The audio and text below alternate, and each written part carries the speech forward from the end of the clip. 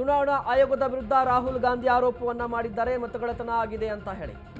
So ಈಗ ರಾಹುಲ್ ಗಾಂಧಿ ಆರೋಪಕ್ಕೆ ದಾಖಲೆ ಇದೆ ಅಂತ ಪ್ರಿಯಾಂಕ್ ಖರ್ಗೆ ಹೇಳಿದ್ದಾರೆ.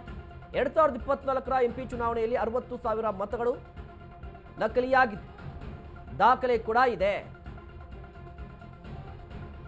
ರಾಹುಲ್ ಗಾಂಧಿ ಸರಿಯಾದ ಮಾಹಿತಿ ಪಡೆದು ಸುದ್ದಿಗೋಷ್ಠಿ ನಡೆಸಿದ್ರು. ಬಿಜೆಪಿಯವರಿಗೆ ಚುನಾವಣಾ ಆಯೋಗಕ್ಕೂ ದಾಖಲೆ ಕೊಡ್ತೀವಿ, ಸತ್ಯ ಹೇಳಿದ್ದಕ್ಕೆ ರಾಹುಲ್ ಗಾಂಧಿ ಅವರಿಗೆ ನೋಟಿಸ್ ಕೊಟ್ಟಿದ್ದಾರೆ.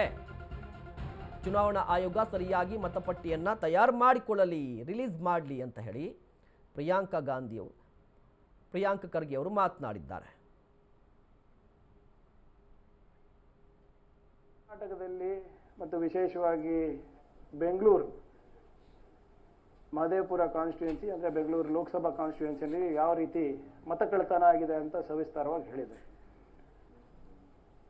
ಅದೇ ಒಂದು ಪ್ರೆಸೆಂಟೇಷನ್ ಅಂತ ಒಂದು ಮುಂದಿನ ಭಾಗ ಅಂತ ನಾವು ಹೇಳ್ಬೋದು. ಇದು ಯಾಕಂದರೆ ಮಾಧ್ಯಮದಲ್ಲಿರ್ಬೋದು ಅಥವಾ ಸಾರ್ವಜನಿಕರಲ್ಲಿರ್ಬೋದು ಕೆಲವು ಸಂಶಯಗಳಿವೆ, ಕೆಲವು ಗೊಂದಲಗಳು ಕೂಡ ಇವೆ. ಅದಕ್ಕೆಲ್ಲ ಕೂಡ ಒಂದು ಉತ್ತರ ಕೊಡುವಂಥ ಪ್ರಯತ್ನ ನಾನಿವತ್ತು ಮಾಡಲಿಕ್ಕೆ ಹೊರಟಿದ್ದೇನೆ.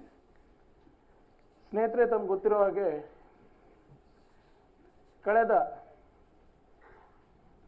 ಬೆಂಗಳೂರು ಲೋಕಸಭಾ ಚುನಾವಣೆಯಲ್ಲಿ ಬೆಂಗಳೂರು ಸೆಂಟ್ರಲ್ ನಮ್ಮ ಕಾಂಗ್ರೆಸ್ ಅಭ್ಯರ್ಥಿಗೆ 6,26,208 ವೋಟ್ ಬಿತ್ತು. ಬಿಜೆಪಿಯವರಿಗೆ 6,58,915.